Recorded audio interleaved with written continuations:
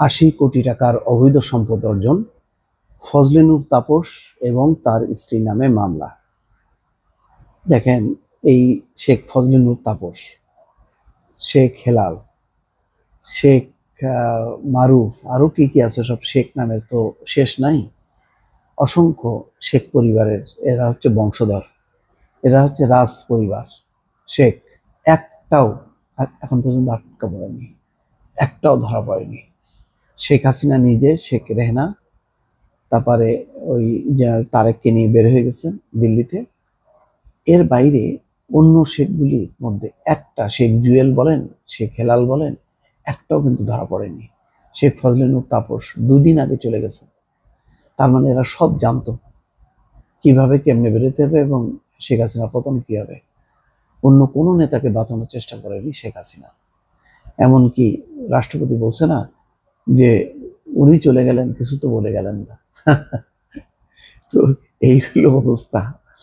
তো এখন কারণ এদেরকে যেতেই হবে।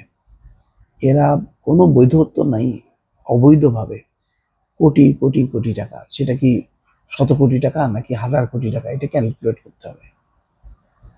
এরা পাচার করছে, দুর্নীতি করছে। এখন নিরাপদে কোথায়, কোন দেশে, কোথায় সেই এত বড় ডাক সাইটের ফজলে নূর তাপস? কোথায় আছে? কোনো আওয়াজ আছে? আওয়াজ নেই।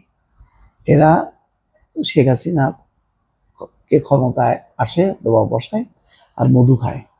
তখন ওনাদের হাব ভাব, কথাবার্তা কি, ভঙ্গি কি, আরে বাবা, যুবলীগ একাই যথেষ্ট। ওই যে তারা একটা আছে না, ওই চুল দাড়ি একটা আলা ভাই, কি নাম যেন, পরশ নাকি জানি, কই সে পরশ? হ্যাঁ, এখন মামলা হচ্ছে, সাজাও হবে, ধরাছোঁয়ার বাইরে। প্রায় ৮০ কোটি টাকা জ্ঞাত আয় বহির্ভূত সম্পদ অর্জনের অভিযোগে ঢাকা দক্ষিণ সিটি কর্পোরেশনের সাবেক মেয়র শেখ ফজলে নূর তাপস ও তার স্ত্রী আফরিন তাপসের নামে মামলা করেছে দুর্নীতি দমন কমিশন।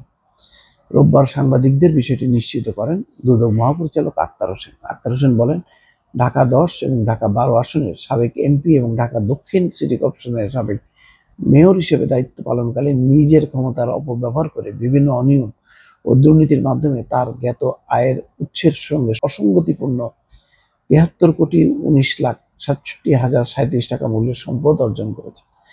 দুদকের মহাপরিচালক বলছেন, ফজলে নূর তাপস নিজের ২৭টি ব্যাংক হিসাবে ২০১৩ থেকে ২০২৪ সাল পর্যন্ত জ্ঞাত আয়ের সঙ্গে অসঙ্গতিপূর্ণ ৩০৪ কোটি ৩৩,৫৮,০০০ টাকা জমা এবং ২,২৩৪ কোটি টাকা উত্তোলন করছে তার ব্যাংকে। মোট ৫৩৯ কোটি টাকা লেনদেন করেন। চিন্তা করেন কত বড় শিল্পপতি ওনারা। ৫০০ কোটি টাকা লেনদেন করে। একই সঙ্গে ৫,১৭,০০০ টাকা মার্কিন ডলার অস্বাভাবিক লেনদেন করছে। এইগুলি আসলে মানে যে কোনো কল্পকাহিনীকে আসলে হার মারা দেয়। এদের দুর্নীতির ফিরিস্তি এখন মনে হয় জনগণও শুনতে চায় না, ক্লান্ত হয়ে গেছে। এখন এদেরকে ধরা এবং টাকা উদ্ধার করা, এটা যদি না হয়, এই গল্প আর মানুষ আর ভালো লাগবে না তাদের কাছে।